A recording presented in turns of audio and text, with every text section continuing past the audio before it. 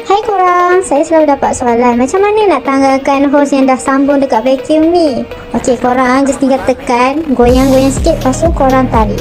Okey, ni senang je. Selalunya kalau bahagian yang susah tu dekat tempat blower kat bahagian yang atas. So kalau susah sangat, korang ambil lah mana-mana screwdriver yang ada, lepas tu korang cocok dekat punat dia tu. Okey korang, macam saya pun kadang tak larat juga nak tanggalkan dia sebab barang ni baru. Vacuum yang baru dia lagi ketat. Nanti bila dah lama-lama dia tak adalah ketat mana dah macam mula-mula.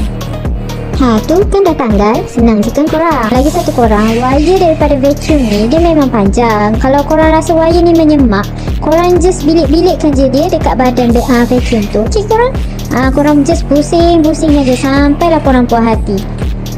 Kalau korang rasa berminat, korang boleh je tekan link yang ada dekat showcase kami.